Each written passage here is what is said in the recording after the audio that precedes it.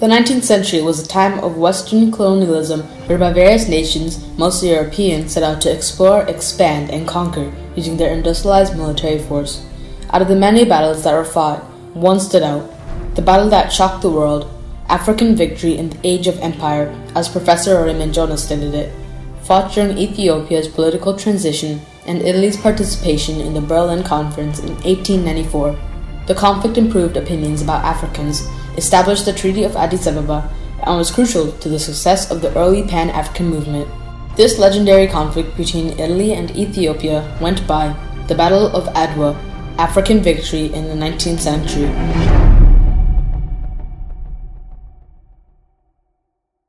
Prior to 1895, the Ethiopian Empire was an aggregate of semi-independent kingdoms which were ruled over by the Ethiopian Emperor.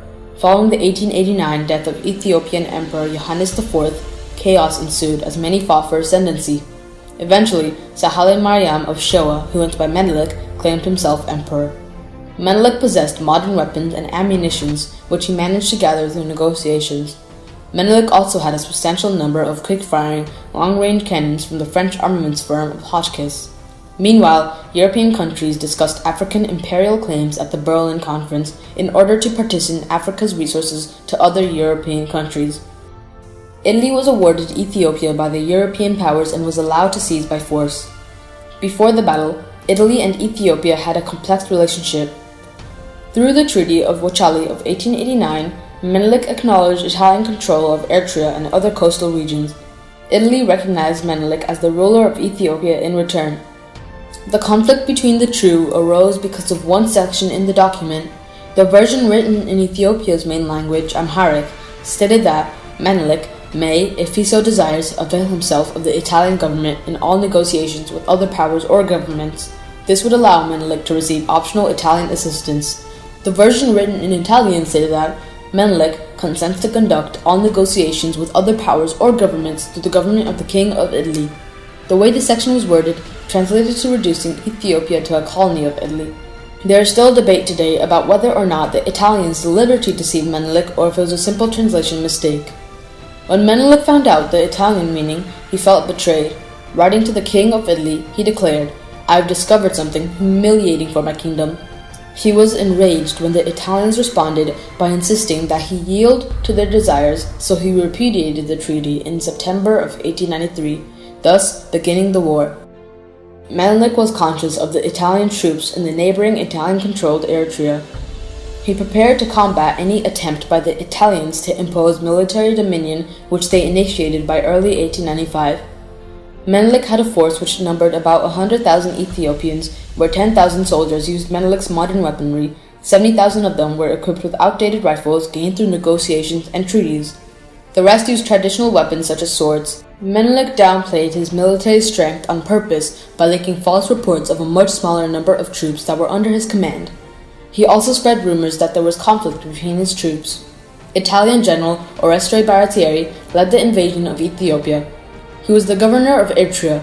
Baratieri had an army of about 20,000 men, organized into 4 brigades. 3 brigades were all Italian, while one consisted of a tough group of colonized soldiers named Askari, who originated from different African ethnicities, mostly Eritrean.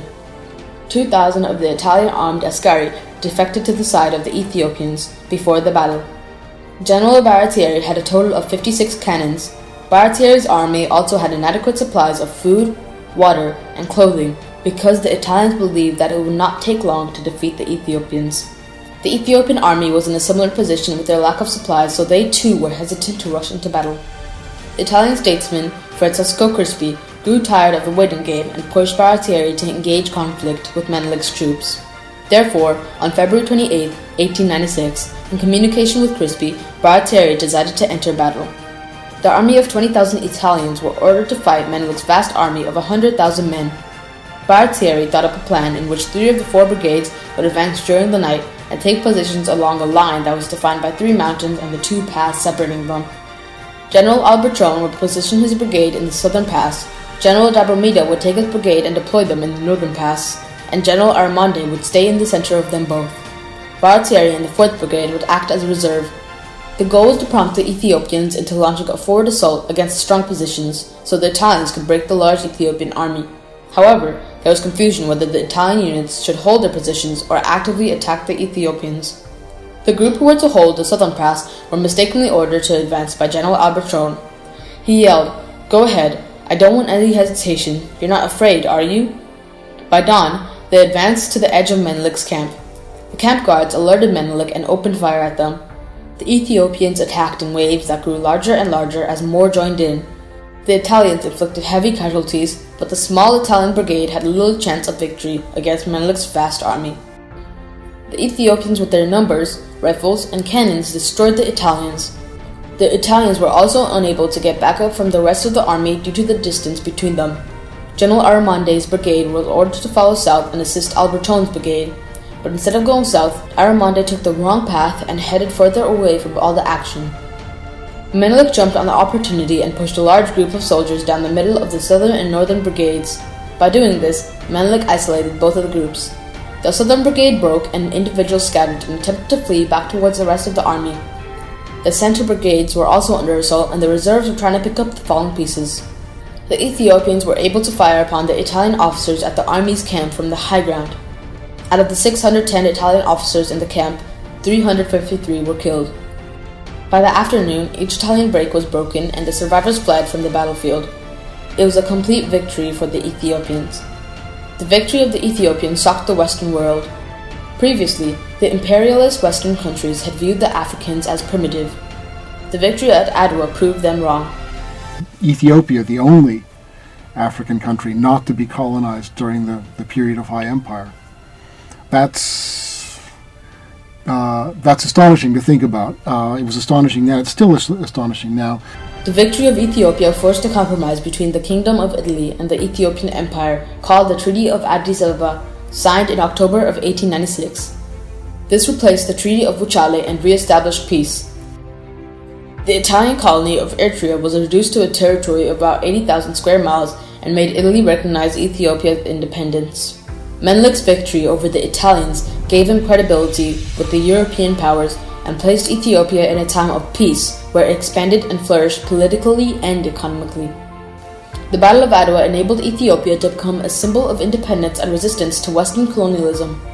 Ethiopia inspired many countries occupied by the Europeans to resist so that they can become independent, such as Ghana's independence struggle. After they gained their sovereignty, many of them were to design their flags with the red, yellow, and green color of the Ethiopian flag. That is why many of the flags of Africa today resemble Ethiopia's. The outcome of the Battle of Adwa is one of the reasons the Pan-African movement is still strong today. The victory helped the modern stages of the movement as they unite those of African descent. Many important figures have recognized Ethiopia's actions in the battle. Inspired by the Battle of Adwa, Pan-African hero Nelson Mandela trained to be a soldier in Ethiopia. In his autobiography, Long Walk to Freedom, he stated that, "Ethiopia always has a special place in my imagination, and the prospect of visiting Ethiopia attracted me more strongly than a trip to France, England, and America combined.